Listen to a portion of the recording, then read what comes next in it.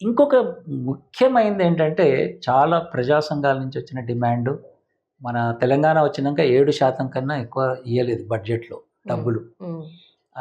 ఇది 18%. అంటే మేము క్యాలిక్యులేషన్ చేస్తే ఒక 18%, అందరు 20, 30 అంటున్నారు కానీ, ఓకే. ఎక్కడో దగ్గర మేము క్యాలిక్యులేషన్ చేసి ఇదంతా చేస్తే 18% దగ్గర ఆగింది. ఓకే. 18% అంటే ఇప్పుడున్న బడ్జెట్‌కు 54,000 crores. It's not a small amount. ఇప్పుడున్నది 21,000. ఓకే. మూడింతలు అడుగుతున్నాం. దాదాపుగా 54,000 కోట్లు. 18% స్పష్టంగా ప్రభుత్వానికి 18% బడ్జెట్ ఉండవలసిందే అనేది మనము చెప్పడం జరిగింది. అయితే ఇది చాలా రోజుల నుంచి ప్రజా సంఘాలు, తల్లుల సంఘము, సిఆర్పిఎఫ్ ధర్నాలు చేస్తున్నారు, ప్రెస్ మీట్లు పెడుతున్నారు. ప్రతి బడ్జెట్ ముందర నడుస్తూనే ఉంటుంది ఇది. కానీ ఇప్పుడు అఫీషియల్గా ఒక కమిషన్ రికమెండేషన్ అనేది ఫస్ట్ టైం. కొఠారీ కమిషన్ చేసింది, కానీ స్టేట్ స్పెసిఫిక్ ఎక్కడా చేయలేదు. అది జీడిపిలో 6% అన్నారు, కానీ ఈచ్ స్టేట్ ఎంత పెడుతుంది అనేది 20-30% పెడితే జీడిపిలో వస్తుంది అన్నారు, కానీ ఎక్కడ కూడా స్పెసిఫిక్గా ఈచ్ స్టేట్ ఇంత అని కొఠారీ కూడా చెప్పలేదు. అది చాలా క్లియర్గా నేను కూడా చదివాను. కొఠారీ కమిషన్ అందరం వాడుతుంటాం మనం, ఎందుకంటే ఆ 6% రావాలంటే 30% పే చేయాలి. Okay. So anyhow this 18% budget అనేది ఇప్పుడు మనం చేసిన అరెకరం స్కూల్లో, ప్రైమరీ స్కూళ్ళు బాగు చేయాలి. అండ్ ఈచ్ స్కూల్ ఎంత ఉండాలి, ఎన్ని రూమ్లు ఉండాలి, ఎంత సైజ్ ఉండాలి, అండ్ హై స్కూల్కి ఎంత ఉండాలి, ఎంత వెంటిలేషన్ ఉండాలి, ఎన్ని ఫ్యాన్లు ఉండాలి, ఎన్నో డీటెయిల్కి వెళ్ళాం ఒక స్కూల్ అంటే. అది అంతా ఒక ఎత్తు అయితే, ఇంకొకటి ఏంటంటే చట్టబద్ధత. ఇప్పుడు గవర్నమెంట్స్ చాలా చెప్తాయి, రేపొద్దున యాజ్ అ పౌరులుగా ప్రభుత్వాన్ని నిలదీయాలి అన్నా కానీ, బాధ్యతను చేయాలన్నా కానీ చట్టం ఉండాలి. సో 3 to 18 yearsకు విద్యా హక్కు చట్టాన్ని కల్పించాలి. ఇంతకుముందు 6 to 14 ఉంది. అది కూడా చాలా save education, all India right to education forum, చాలా ఫోరమ్స్, ఎంవి ఫౌండేషన్ అందరం కలిసి డిమాండ్ చేస్తున్నది. ఆ చట్టం వచ్చినప్పుడు కూడా తగాదా పెట్టుకున్నాం, కానీ అప్పుడు చేయడానికి వీలు కాలేదు. ఇప్పుడు రాష్ట్రంలో తెలంగాణలో 3 నుంచి 18 సంవత్సరాల పిల్లలకు చట్టబద్ధత కల్పించడానికి చట్టం చేయమన్నాం రాష్ట్రంలో.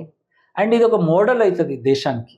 ఒకవేళ 3 years నుంచి చేస్తే అప్పుడు ఏమైందంటే అంగన్వాడీ, ఎర్లీ చైల్డ్హుడ్ సెంటర్ను కంపల్సరీ అవుతుంది, ఇన్వెస్ట్మెంట్ చేయాల్సి వస్తుంది. 18 years కూడా ఇన్వెస్ట్మెంట్ చేయాల్సి వస్తుంది. సో ఇంటర్మీడియట్ వరకు నువ్వు ఇట్లా తూతుంబాలు డబ్బాలు పెట్టి సన్నాలు లేని బడి పెట్టడానికి వీలు లేదు. నేను కోర్టుకు పోతే, మీరు కోర్టుకు పోతే, ఎవరైనా పోవచ్చు. You are not doing your duty అనేది బాగా ప్రస్పష్టమైనది. అది కూడా ఒక ప్రధానమైన అంశం.